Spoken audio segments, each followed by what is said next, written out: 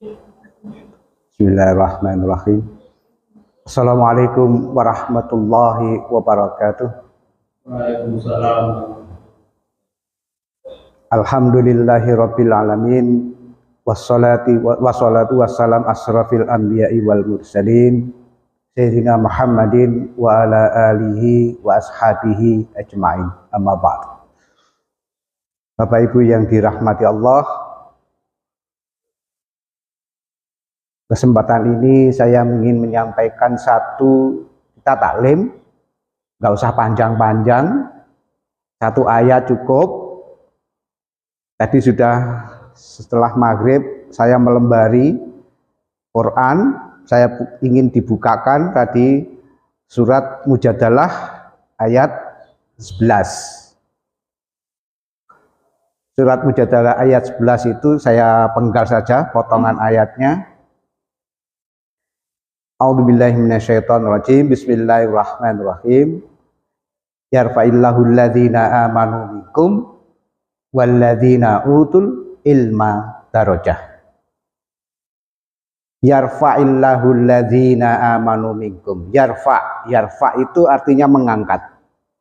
Allah akan mengangkat, Allah akan meninggikan walladzina, yaitu orang-orang walladzina amanu minkum, orang-orang yang beriman di antara kamu, walladzina utul ilma darajah, dan orang-orang yang diberi ilmu pengetahuan, jadi beriman dan berilmu pengetahuan akan diangkat derajatnya oleh Allah, darajah, beberapa derajat.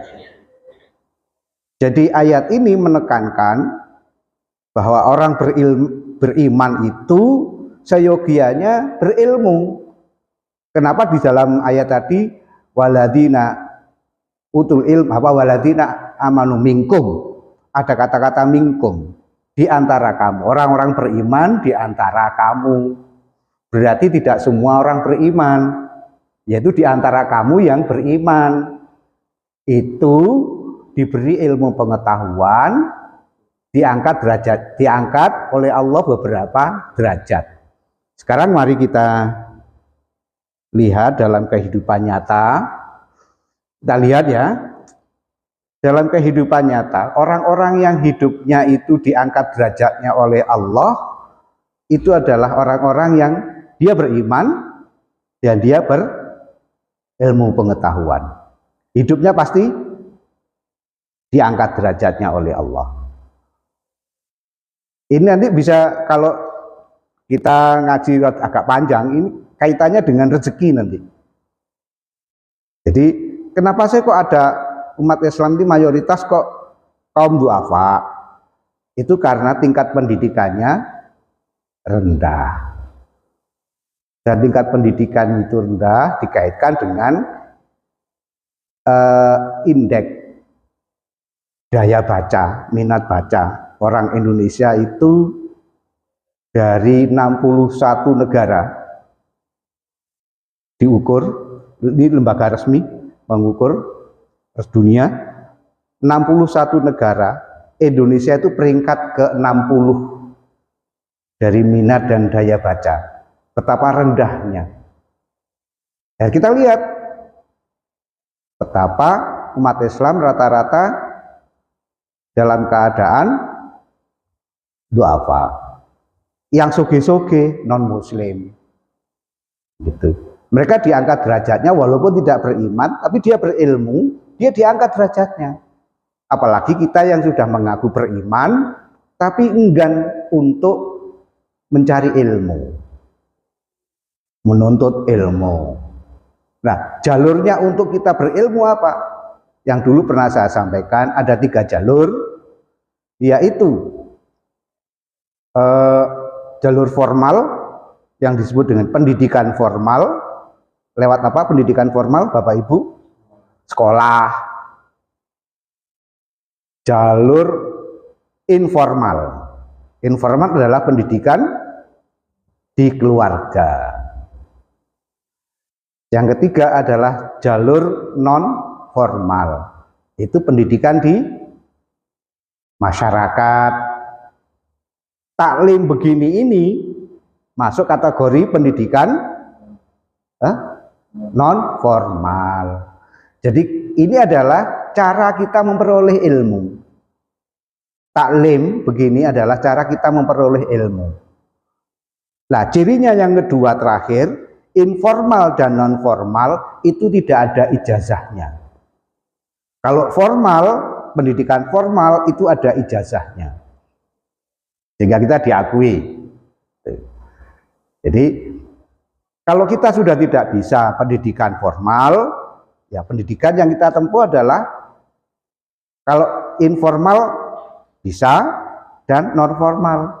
Jadi kalau ada majelis taklim, ya kita datang. Lah apa keuntungannya kita hadir dalam majelis taklim? Kemarin beberapa waktu yang lalu disampaikan oleh Ustadz Rahmat Daro ini, orang yang menghadiri duduk dalam majelis taklim itu akan datang para malaikat di majelis itu untuk menyampaikan rahmat, menurunkan rahmat. Jadi kita akan memperoleh rahmat dari Allah lewat para malaikatnya yang hadir di sini. Cuma sayang Bapak Ibu gak bisa melihat ya ini ada malaikat apa tidak gitu. Tapi keyakinan bahwa banyak riwayat menyebutkan kalau kita menghadiri majelis taklim, kita akan didatangi oleh para malaikat yang akan menurunkan rahmat kepada kita. Nah, ini adalah sebuah keuntungan, sayang sekali kalau kita lewatkan. Jadi kita korbankan waktu, kita korbankan ya, korban waktu, entah 15 menit sampai 20 menit kita untuk taklim memperoleh ilmu. Jadi ayat ini menegaskan bahwa kita harus berlapang-lapang untuk menghadiri majelis ilmu dalam rangka kita mengharap agar Allah mengangkat derajat kita. Sebagaimana ayat tadi, yarfa'illahu ladzina amanu minkum, Allah akan meninggikan orang-orang yang beriman di antara kamu, dan orang-orang yang berilmu pengetahuan diangkat derajatnya beberapa derajat. Saya kira ini jalur-jalur yang tadi sudah sampaikan 3 itu, tentu kita yang sudah usia di atas 40-50 mungkin kita tidak bisa mengikuti jalur pendidikan formal lagi. Seperti saya begini sudah usia 62, dulu memang saya bercita-cita bisa S3, karena ini penting, dosen itu harus S3. Nah, di tengah-tengah saya menjabat sebagai wakil dekan 1, ada tawaran dari Pak Ahsanul Inam, saya sebut, yang sekarang jadi wakil rektor 1. Waktu itu beliau adalah direktur Pascasarjana. Beliau menawari, Pak Agus, ini ada program khusus hanya 3 tahun, kerjasama dengan mana gitu saya lupa, kuliahnya seminggu sekali. Sebenarnya saya ingin, ketika itu saya masih jabat, saya tanya kepada Pak Dekan, ya kan Pak Agus masih jabat, ya sudah, sebagai anak buah harus mengikuti, patuh pada pimpinan. Ya sudah, kalau begitu nanti selesai jabat saya akan kuliah. Jabatan saya berakhir kalau tidak salah 2021. Nah, itu rencana mau sekolah, ndelalah 2019 kena sakit yang sampai sekarang ini. Jadi itu kendalanya. Tapi saya kemudian berdoa, ya Allah, aku nggak mampu secara fisik untuk studi S3. Ya Allah, lancarkanlah anakku yang sedang menempuh S3.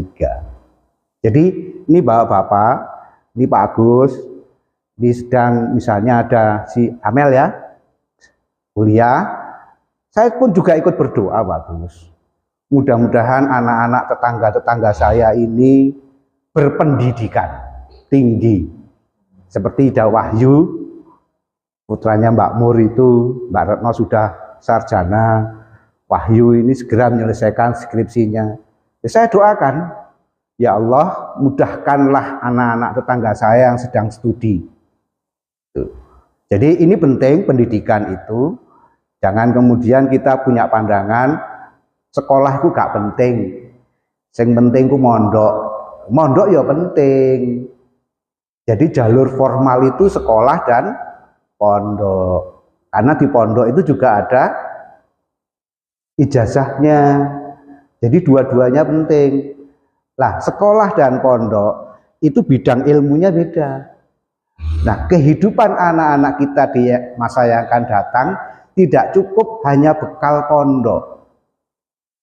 Kecuali pondok yang sudah melakukan modifikasi Pak Irman ya, pengembangan kurikulumnya yang kemudian tidak antipati dengan kurikulum umum. Sekarang kan banyak yang pondok-pondok itu, misalnya MBS, Muhammadiyah Boarding School, atau pondok-pondok yang lain itu menggabungkan antara kurikulum umum dengan kurikulum agama. Nah, nanti anaknya yang masih kecil-kecil kayak Mas Gozi ini diproyeksikan ke sana. Ya soal rezeki kita memohon pada Allah. Saya ingat Pak Joko sebelah ini almarhum, itu 2 putra. Beliau Sumelang. Sumelang itu apa? Khawatir arep nguliahno anake penghasilan tidak mencukupi. Almarhum Pak Dwi itu memberikan semangat kepada Pak Joko. Sudahlah Pak Joko, saya ini pekerjaannya apa sih? Sampean lah ngerti toh. Apa iso aku nyekolahno arek papat atau 5 anak itu? 4. Dikuliahno semua di UM. Dan berhasil semua. Walaupun pekerjaannya ndak nek dihitung secara matematika ndak ketemu. Tapi karena Pak Dwi itu punya semangat bagaimana anak ini memperoleh ilmu untuk mengarungi kehidupannya, saya harus nyekolahkan, insya Allah rezeki itu akan ada. Ternyata betul, Pak Dwi bisa nguliahkan 4 anak. Pekerjaannya hanya debt collector, nagih kartu kredit ya, kartu kredit itu aja. Penghasilannya tidak banyak, komisinya hanya berapa? Belum habis transport macam-macam, sampai keluar kota nagihnya itu. Pekerjaan, jadi jangan sumelang soal rezeki kita mendidik anak. Pasti Allah membuka pintu kalau kita ingin mencari ilmu. Kenapa penting untuk anak-anak? Karena anak-anak kita itu akan hidup di suatu masa yang kita tidak hidup. Di Lebanon ada tokoh yang namanya, Lebanon punya siapa Pak? Namanya Khalil Gibran. Di Indonesia punya Bahlil dan Gibran. Nah, repot. Nah, Lebanon punya Khalil Gibran. Khalil Gibran mengatakan, didiklah anak-anakmu karena anak-anakmu itu akan hidup di suatu masa yang kamu tidak hidup. Bayangkan. Itu pesan Khalil Gibran. Kemudian bagi anak-anak yang sudah sekolah, ini adik-adik ya, sudah sekolah, saya ingin menyampaikan wasiat dari Imam Syafi'i. Anak yang enggan menjalani sulitnya belajar, dia akan mengalami sulitnya hidup. Ini Imam Syafi'i, dan betul nyatanya. Sekarang ini kita bisa melihat fakta. Anak-anak yang enggan menjalani sulitnya belajar, dia akan mengalami sulitnya hidup. Makanya kalimat ini dan ayat tadi saya peroleh dari ustadz saya di Kenjeran. Ustadz saya namanya Ustadz Haniwali. Dia adalah marinir, sersan kepala marinir, karena saya tinggal di komplek Angkatan Laut Kenjeran. Saya ngaji di Masjid Al-Mutakin, itu ngaji yang informal. Tapi yang agak semi formalnya saya di Pondok Al-Mustafa di Kenjeran di pantai. Itu ustadznya dari Denanyar. Itu ngaji kitab itu, ngaji bahasa Arab sedikit-sedikit. Nggak pinter-pinter tenan karena saya sebagai santri kalong. Santri kalong itu apa? Santri kalong itu apa, Pak Herman?